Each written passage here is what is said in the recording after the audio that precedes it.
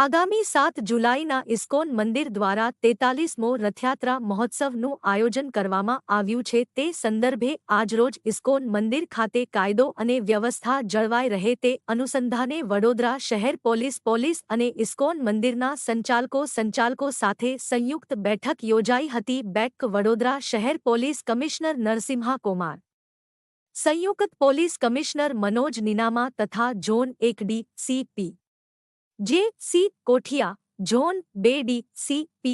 અભય સોની, zone 3 ડી.સી.પી. લીના Patil, zone 4 ડી.સી.પી. પન્ના Momaya, DCP traffic જ્યોતિ પટેલ, ચારેય ઝોનના ISKCON મંદિરના ઉપાધ્યક્ષ નિત્યાનંદ સ્વામી, કેતન પટેલ સહિત ઇસ્કોન મંદિરના તથા પોલીસના ઉચ્ચ અધિકારીઓ તથા શહેર ભાજપ પ્રમુખ doctor Vijay Shah, deputy mayor Chirag Barot સહિત આગેવાનો સાથે બેઠક યોજાઈ હતી। તેઓને કાયદો અને વ્યવસ્થા જળવાઈ રહે અને કોઈ અણબનાવ ન બને તે ભાગરૂપે પોલીસ કમિશનર દ્વારા અધિકારીઓને સૂચન કરવામાં આવ્યું। જગન્નાથ રથયાત્રાની સુરક્ષા વ્યવસ્થા સંદર્ભે પોતાની પ્રતિક્રિયા આપતા પોલીસ કમિશનરે જણાવ્યું હતું। ભગવાન જગન્નાથજીની રથયાત્રા 7 તારીખે વડોદરામાં નીકળવાની છે। દર વર્ષની જેમ આ વર્ષે પણ પૂરજોશમાં તૈયારીઓ ચાલી રહી છે અને આજે ઇસ્કોન મંદિરમાં પોલીસ વિભાગ જોડે માન્ય કમિશનરશ્રી દ્વારા અને મંદિરના નિત્યાનંદ સ્વામી દ્વારા મિટિંગનું આયોજન કરવામાં આવ્યું છે, જેમાં મહત્ત્વના સૂચનો પણ થયા છે અને રવિવાર છે અને વરસાદનું વાતાવરણ છે તો એ જોઈને એવું લાગે છે કે ભક્તો પણ ખૂબ વધારે સંખ્યામાં દર્શનાર્થે આવશે, તો પોલીસ વિભાગ પણ એનાથી સચેત છે અને રસ્તામાં કોઈ જગ્યાએ કંઈ પ્રોબ્લેમ ના થાય એ રીતે દરેક આયોજન મૂકવામાં આવ્યું છે અને બહુ સારી રીતે ભગવાન જગન્નાથજીની રથયાત્રા સંપૂર્ણ થાય એવી તૈયારીઓ અમે કરી રહ્યા છીએ। 4 દિવસ પહેલાં કોર્પોરેશનમાં પણ એક મિટિંગનું આયોજન મેં કર્યું હતું, જે માન્ય મેયરશ્રીની અધ્યક્ષતામાં મિટિંગ બોલાવી હતી, જેમાં કમિશનર, ડેપ્યુટી કમિશનરશ્રી અને બધા જ વિભાગના મુખ્ય વડાઓ હાજર હતા અને એમને જે સૂચન આપવાના હતા એ આપી દીધા છે અને એના ઉપર કામગીરી પણ થઈ ગઈ છે। મહદઅંશે હવે આ કામગીરી પૂર્ણ થવાના આરે છે। 7 તારીખે રથયાત્રા છે એટલે અત્યારે રૂટ ઉપર બીજી કોઈ પ્રોબ્લેમ છે નહીં, તે છતાંય અમે ધ્યાન દોર્યું છે અને બધી તૈયારીઓ પૂર્ણ થઈ છે।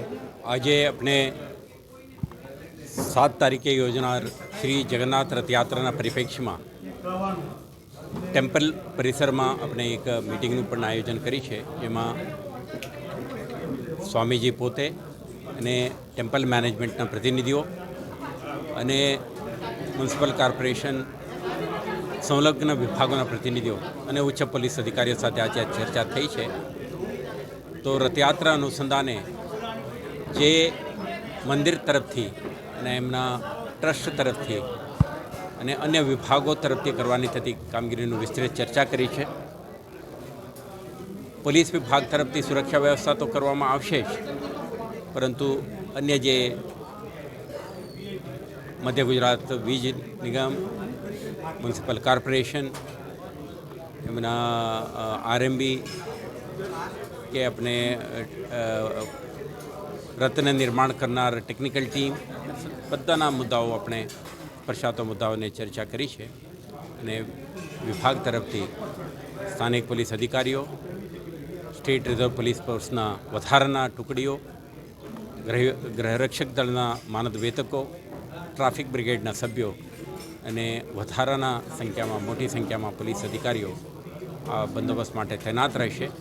દર વર્ષની જેમ આ વર્ષે પણ શ્રી જગન્નાથજીનું રથયાત્રા શાંતિપૂર્ણ રીતે સંપન્ન થાય તે માટે તમામ વ્યવસ્થાઓ ગોઠવવા માટેનું આયોજન થઈ ગયું।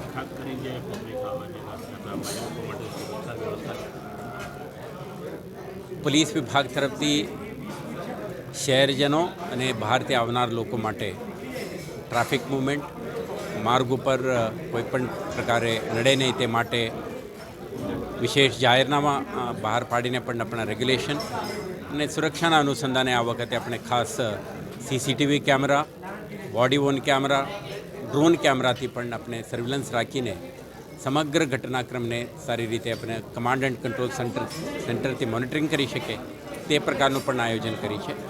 તો ટેકનોલોજીથી સુસજ્જિત થઈને પોલીસ તે દિવસે પૂરા તાકાત સાથે આપણે પીસફુલ કન્ડક્ટ ઓફ ઇવેન્ટ માટે પ્રયાસ કરશું. આજે આપણા ઇસ્કોન મંદિરમાં આવનારી ભગવાન શ્રી જગન્નાથ રથયાત્રા 3.5 સુધી જે 7 જુલાઈએ એ થઈ રહ્યું છે. આના સંદર્ભમાં પ્રશાસન,